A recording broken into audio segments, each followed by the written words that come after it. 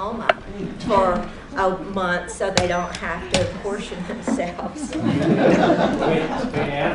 Bill, just one addition to your comment here. I can't remember if the Supreme Court got involved in it, but I do know that it took a panel of 3 federal judges after a lawsuit was filed by an elderly woman down in Butte in 1965. It took Doug Murray and Bill Jameson and Judge Smith from Missoula constituting a constitutional court to actually reapportion the legislature for the 1967 session. So. The Senate chose me to, for whatever reason, I was young, but it chose me to sit on the first reapportionment commission following the requirement for it and following single-member districts. It was a very exciting experience, and the reason it was exciting is we didn't have computers. No kidding. It was all done by hand. It was very difficult. During the legislative sessions before the commission, you know, we have just so many days for the legislature, and they'd spend half the time arguing about districts and all the gerrymandering that went on. It was truly a mess. If you go back to the newspapers of those days, front page every day, fighting about their districts. And so the reapportionment commission.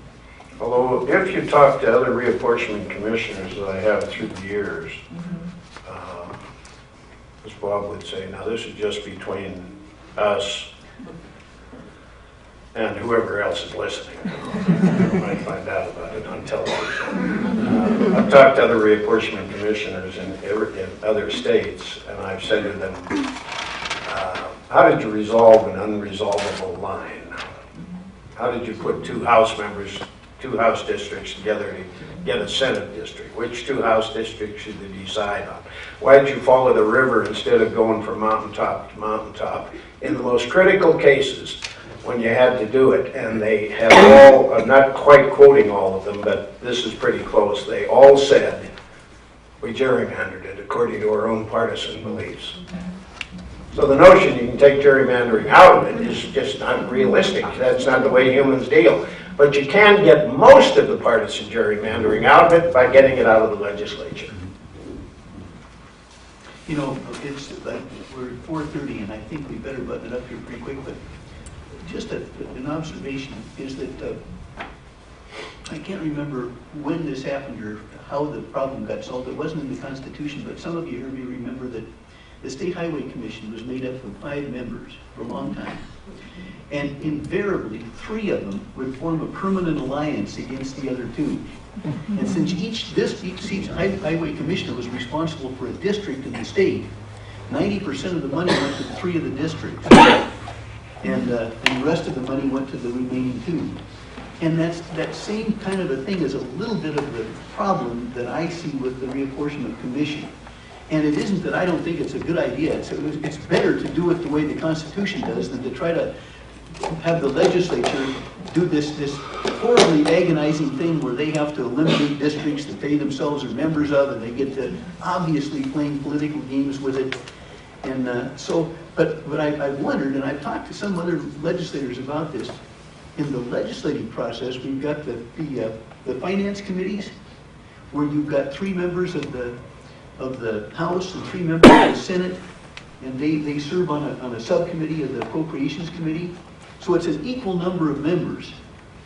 You know, it's a 6-member committee. So in order to prevail, something's got to prevail 4-2. Well, that's not necessarily bad.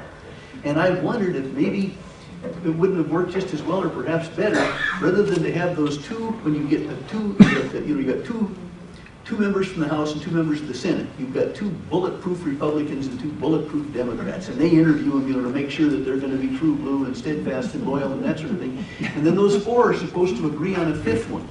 And if they can't, then the Supreme Court does. Well, you can't tell. I mean, politics sometimes gets political even in the Supreme Court. And so, anyway, what's happened, I think, is you've had a tendency, not always, but sometimes, for 3 of them to gang up on the other 2, the Supreme Court person and 2 of the other members, pretty consistently, and usually on partisan lines. And we would have been better off if we would have just said, you 4 figure it out. then that would have been truly nonpartisan because nothing could have passed unless at least one member from the other party had voted for it. And that might have actually been more workable. Well, we'll close up. I want to make note of let's see if I can find out this girl's name. Tim, is that your granddaughter or your great-granddaughter? Great-granddaughter. What's her name? Marnie. Marnie. Well, as they say in Butte, when this blonde walked in, she brightened up the joint. Good for you, Betty. I would, I'll start, and then Bob's going to close. I like and maybe my answer, or my closing is an answer to the unicameral or bicameral. You all have if I can presume this, you all have a love affair with government and politics and things done right in the public sphere. At least one senses that, for sure. So do I. My love affair is with the rough and tumble of it all, with the experimental nature of it all. Or as Jesse Jackson used to say, God ain't done with us yet.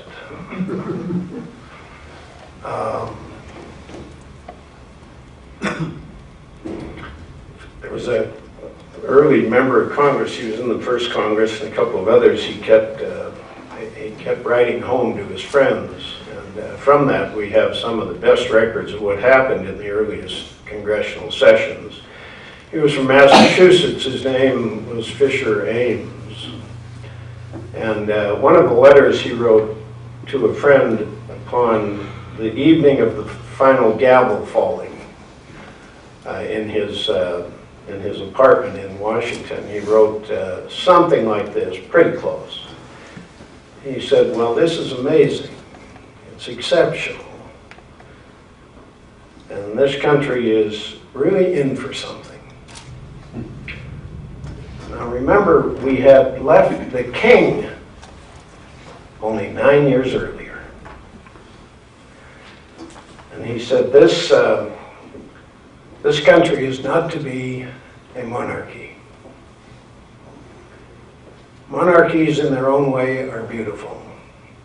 They're a great ship, a ship of state with sails unfurled that rides high up upon the waves.